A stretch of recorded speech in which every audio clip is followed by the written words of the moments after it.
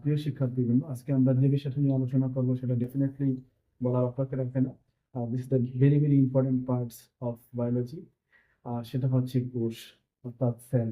তো আমরা যদি কোষ কাকে বলে, কোষ হচ্ছে সহজ কথা, কোষ হচ্ছে জীবদেহের গঠন ও কাজের একক। এটাকে বলা হচ্ছে কোষ বলা হয় থাকে। যা 1831 সালে অর্কিড পাতার কোষে রবার্ট কোক আবিষ্কার করেছিলেন।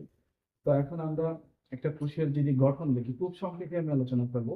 প্রথমত হচ্ছে যে কোষকে তার যে গঠন, সেই গঠন অনুসারে কোষকে আমরা যদি চিন্তা করি যে কোষকে কয় ভাগে ভাগ করা হয়, তাহলে প্রথম কথা হচ্ছে জীব কত প্রকার। জীব যেহেতু দুই প্রকার, তাহলে কোষও দুই ধরনের, একটা হচ্ছে উদ্ভিদ কোষ, একটা হচ্ছে প্রাণী কোষ।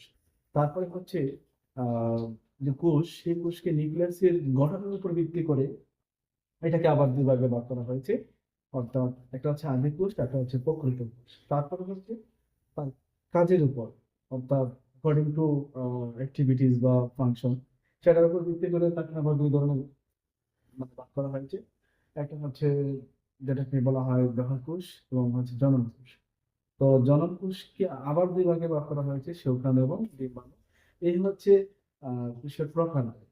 তো এখন আমরা একটা আজকে যেটা জানবো সেটা হচ্ছে যে কোষের একটা মোটামুটি সিম্পল একটা ফার্স্ট তার যে স্ট্রাকচারটা, অর্থাৎ আমাদের একটা একেবারে প্রথম কথা হচ্ছে, দেখো একটা কোষ। এই যে আমরা আজকে এখানে যে একটা কোষটা আনবো সেটা হচ্ছে উদ্ভিদ কোষ। দেখো প্রথমে হচ্ছে উদ্ভিদ কোষ। উদ্ভিদ কোষের এই যে প্রথম যে আবরণ আমরা দেখতে পাচ্ছি সেটা হচ্ছে প্লাজমা মেমব্রেন। তো প্লাজমা মেমব্রেনের বাহিরে দেখো আরেকটা পর্দা আছে যেটার নাম হচ্ছে কোষ প্রাচীর। তাহলে আমরা দেখতে পেলাম উদ্ভিদ কোষে রয়েছে একেবারে বাহিরে হচ্ছে কোষ প্রাচীর, তারপরে হচ্ছে প্লাজমা মেমব্রেন বা কোষ ঝিল্লি। তারপরে এই কোষ ঝিল্লি দ্বারা পরিবেষ্টিত ভিতরে যে সমস্ত অংশ আছে সেটার নাম হচ্ছে প্রোটোপ্লাজম।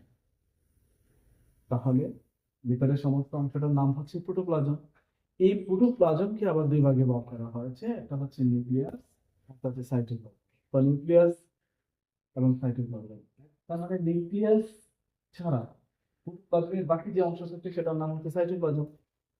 তো এখন সাইটোপ্লাজমের মধ্যে যা যা থাকে সেগুলো হচ্ছে সাইটোপ্লাজমীয় অঙ্গাণু।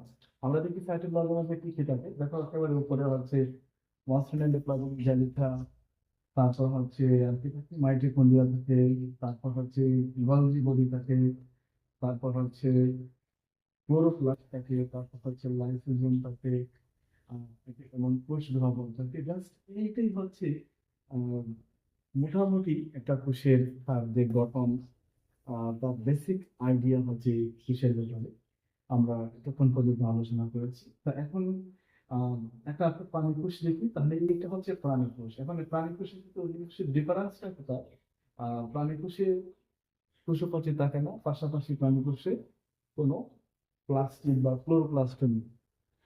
তার মানে বাকি সবকিছু আছে, মসৃণ এন্ডোপ্লাজমিক জালিকা আছে, মাইটোকন্ড্রিয়া আছে, গোলজি আছে, রাইবোজোম আছে, লাইসোজোম আছে, কোষ গহ্বর আছে, সবকিছু ঠিক আছে। তাহলে পার্থক্য হচ্ছে উদ্ভিদ কোষের সাথে প্রাণী কোষে উদ্ভিদ কোষে কোষপ্রাচীর থাকে এবং প্রাণী কোষে কোষপ্রাচীর থাকে না। এবং উদ্ভিদ কোষে প্লাস্টিড থাকে বা ক্লোরোপ্লাস্ট থাকে, যা প্রাণী কোষে থাকে না। এই হচ্ছে আমাদের বেসিক আইডিয়া কোষের ব্যাপারে। আমরা একটু ডিটেলস জানবো পরবর্তী ক্লাসে, অর্থাৎ প্রত্যেকটা সাইটোপ্লাজমিক অঙ্গাণু আমাদেরকে ভালো করে জানতে হবে। প্রত্যেকটা সাইটোপ্লাজমিক অঙ্গাণু একেবারে তার স্ট্রাকচার, তারপরে তার কাজ, এই বিষয়গুলো আমাদেরকে খুব গুরুত্ব সহকারে জানতে হবে। আমাদের পরবর্তী ক্লাস আমি একেবারে সাইটোপ্লাজম প্রতিটি অঙ্গাণুকে বিশ্লেষণ করে করে আমাদের পরবর্তী পাঠটা অনেক বড় হবে। আশা করি তোমরা সেই ক্লাসটাতে মনোযোগ সহকারে দেখবা।